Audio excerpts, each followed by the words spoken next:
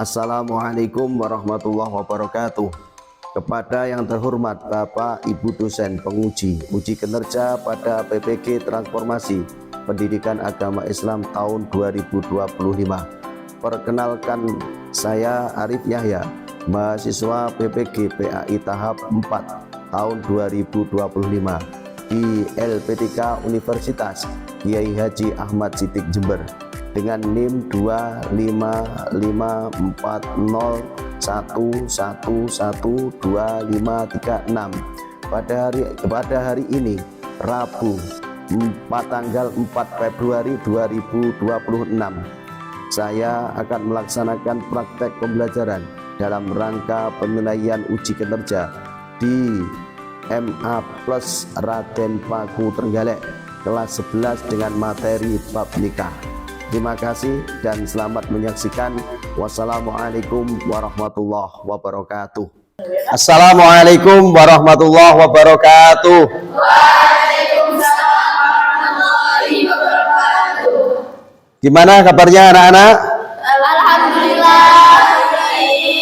Alhamdulillah, mudah-mudahan kebaikanmu menjadikan semangat di pagi ini. Amin. Dan mendapatkan ilmu yang berkah. Amin. Oke, baik anak-anak. Sebelum materi dimulai, mari kita berdoa bersama-sama. Berdoa mulai. Bismillahirrahmanirrahim.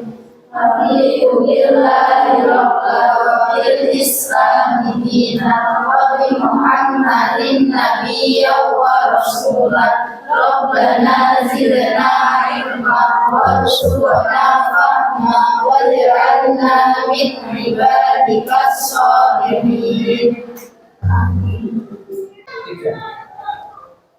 Untuk selanjutnya, mari kita absen dulu ya. Biar nanti ketahuan siapa yang tidak masuk dan siapa yang aktif masuknya di kelas ini.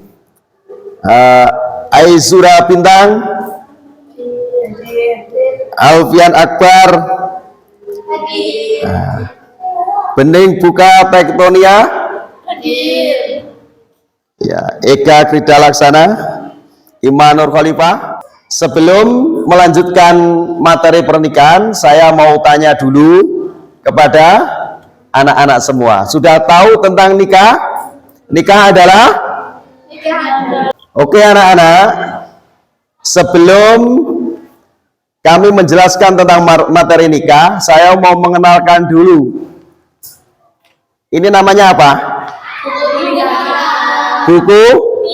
Nah, inilah buku nikah yang sah di negara kita Indonesia. Maka kamu semua nanti harus memiliki ini kalau menikah. Ya, ada yang sudah mau menikah? Ya, dilanjut aja sekolah dulu. Yang penting sekarang tahu tentang teori bab nih. Oke. Kemudian saya lanjutkan. Saya mau menyampaikan tujuan pembelajaran tentang pernikahan.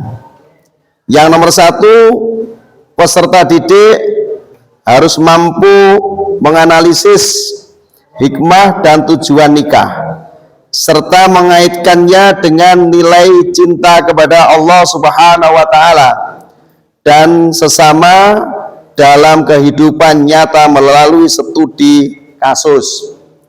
Yang nomor 2, peserta didik mampu menganalisis hikmah dan tujuan nikah serta mengaitkannya dengan nilai cinta kepada Allah Subhanahu wa Ta'ala. Oke. Kemudian saya lanjutkan tentang syarat dan rukun nikah. Nanti setelah itu kita bentuk kelompok ya. Syarat dan rukun nikah. Coba itu dilihat di depan. Ya.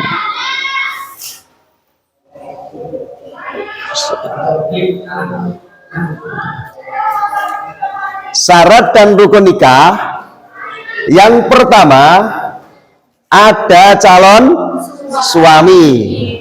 Ya, adanya calon, seharusnya yang pertama calon suami itu harus laki-laki yang sudah berusia dewasa, beragama, ya, tidak dalam ihram haji atau umrah. Itu syarat yang pertama.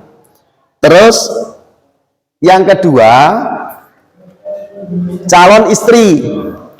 Calon istri wanita yang sudah cukup umur. Yang nomor dua, bukan perempuan musyrik. Artinya laki-laki harus Islam, terus perempuan harus Islam. Yang nomor tiga, tidak dalam ikatan perkawinan dengan orang lain. Miliknya orang lain kok dinikah, gak boleh ya. Terus yang nomor empat, tidak dalam keadaan ihram haji dan umrah. Oke, saya lanjut lagi, masih tentang syarat dan rukun nikah. Nomor tiga, adanya wali nikah. Wali nikah yang pertama, wali nikah adalah orang yang menikahkan, mempelai laki-laki dengan mempelai wanita atau mengizinkan pernikahannya. Yang nomor dua, wali dibagi menjadi dua. Yang pertama atau yang A, wali mujbir, yaitu wali yang berhak menikahkan anak perempuannya yang sudah balik, berakal, dengan tidak wajib meminta izin. Ini jadi catatan ya. Ya, jadi catatan. Dengan tidak wajib meminta izin terlebih dahulu kepadanya. Artinya kepada calon mempelai putri ya. Wali mujbir hanya bapak dan kakeknya. Berarti kalau pamannya, adiknya, kakaknya itu tidak boleh memaksa seperti apa? Kakek dan bapak. Berarti harus minta izin kepada anaknya. Yang B, wali ghairu mujbir.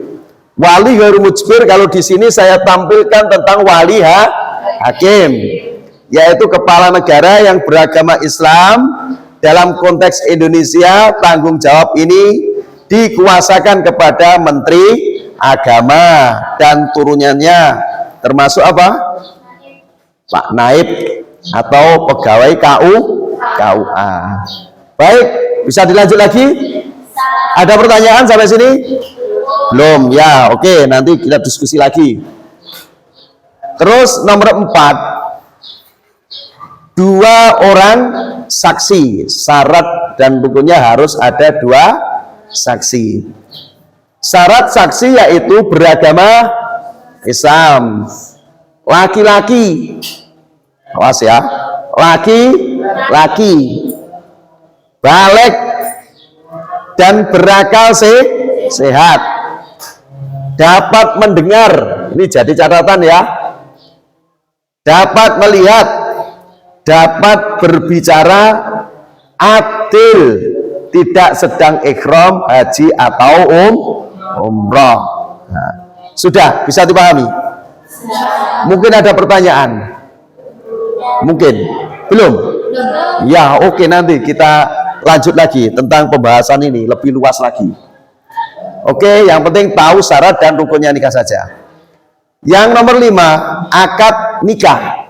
Jadi nikah itu wajib ada akadnya. Berarti akad itu di dalamnya ada ijab dan qabul. Ya.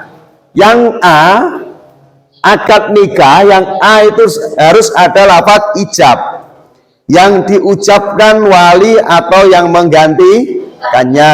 Yang menggantikannya siapa?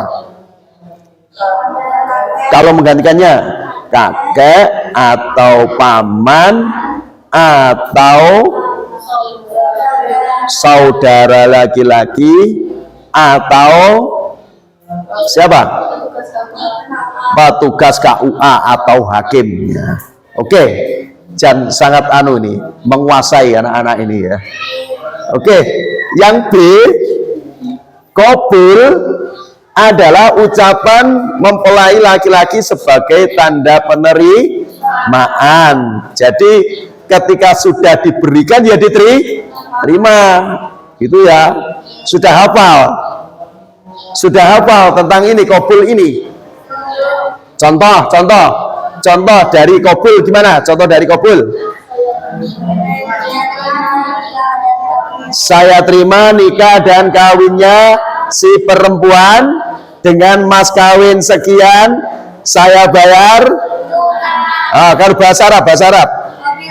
Qabiltu nikahaha wa taswija bil mahri madhkur. Oke, itu wajib hafal bagi yang laki-laki. Perempuan tinggal apa? Mendengarkan saja. Oke. Baik anak-anak, dari pemaparan saya tentang syarat dan rukun nikah, mungkin ada yang ditanyakan dari anak-anak semua ya, dari salah satu. Saya Pak. Oke ya, lanjut. Apakah boleh mewakilkan qabul dalam akad nikah? Ya, baik. Pertanyaan yang sangat-sangat baik sekali ya. Pertanyaan yang sangat baik sekali. Apakah boleh qabul dalam akad nikah itu diwakilkan? Secara agama Islam hukumnya boleh. Sebagaimana akad nikah itu juga boleh diwakilkan. Contoh, orang tuanya tidak menguasai tentang akad nikah, maka diwakilkan kepada kiai atau diwakilkan kepada Pak Naib atau diwakilkan kepada orang lain. Contoh ya, saya mewakilkan kepada Bapak untuk menikahkan saudara laki-laki ini dengan anak saya perempuan dengan mas kawin sekian. Itu termasuk contoh dari mewakilkan akad. Kalau mewakilkan qabul ya, ucapannya gimana? Saya terima nikahnya perempuan dengan mas kawin sekian, saya atas nama wakilnya. Sudah paham? Ini harus ada catatan, saya atas nama wakilnya. Apakah halal? Halal bagi agama Islam. Sudah? Tidak ada yang bertanya lagi? Tidak. Kalau tidak, sekarang saya bagi kelompok ya. Baik anak-anak, sekarang saya bagi kelompok. Yang sebelah sini kelompok 1, kelompok 2, terus yang sebelah sini kelompok 3. Baik, sekarang Bapak mau menyampaikan LKPD dan nanti dikerjakan secara kelompok. Kelompok 1, kelompok 2, ini kelompok 3. Dan tolong didiskusikan bersama kelompoknya ya.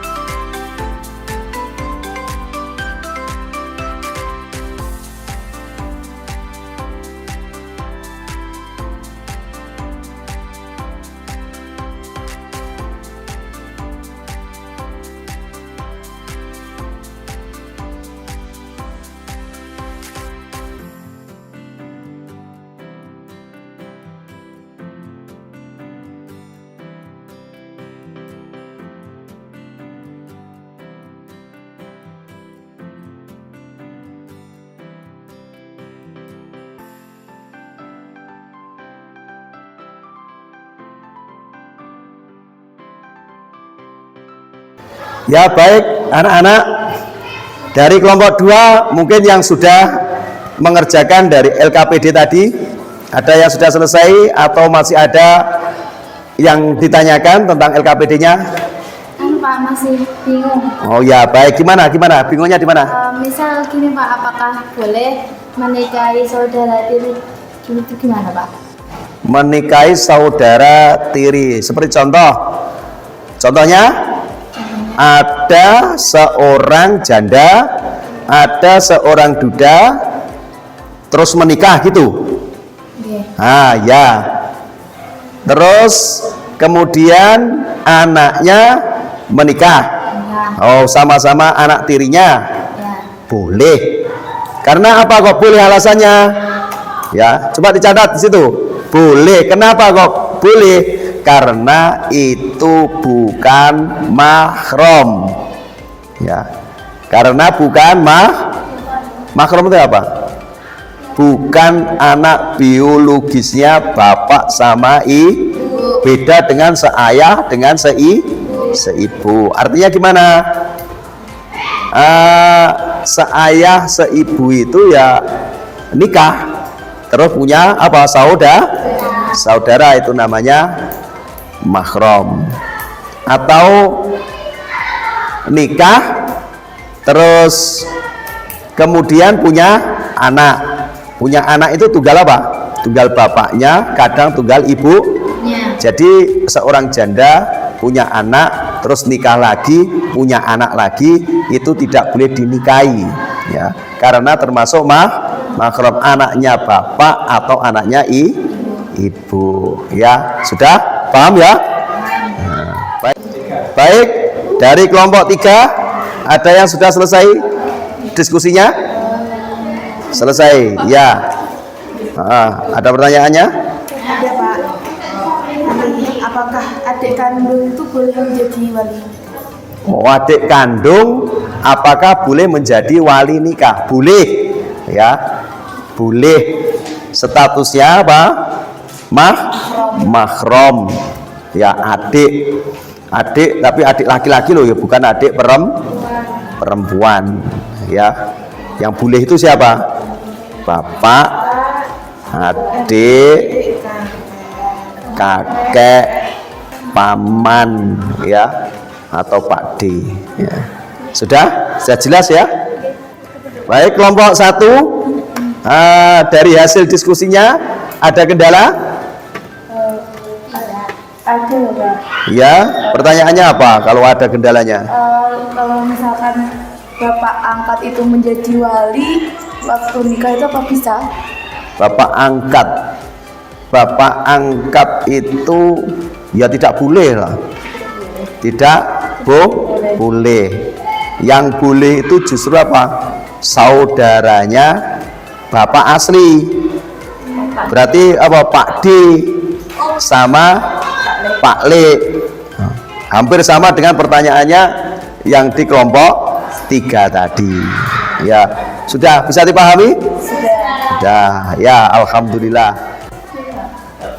Baik, setelah kita bentuk diskusi kelompok, mohon dipresentasikan. Dari kelompok 1 maju salah satu dari perwakilannya. Kelompok 2 maju dari perwakilannya. 2 kelompok saja yang pertama ya. Maju untuk mendiskusikan. Ya, maju.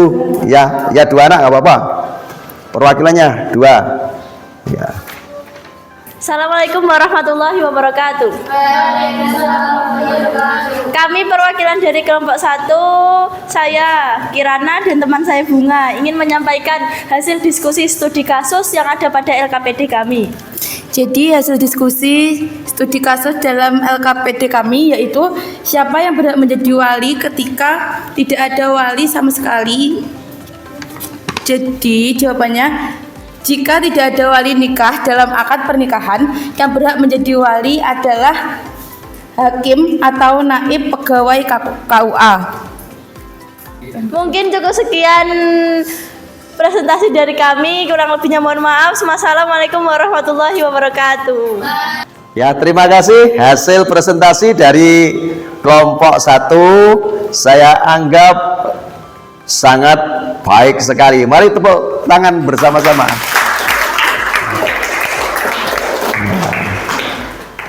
Baik anak-anak, setelah kita melaksanakan diskusi kelompok, sekarang saya kasih tugas nilai apa yang paling penting dari bab nikah. Tolong dicatat ya, dicatat dengan sendiri-sendiri, dengan mandiri-mandiri ya, tidak secara kelompok.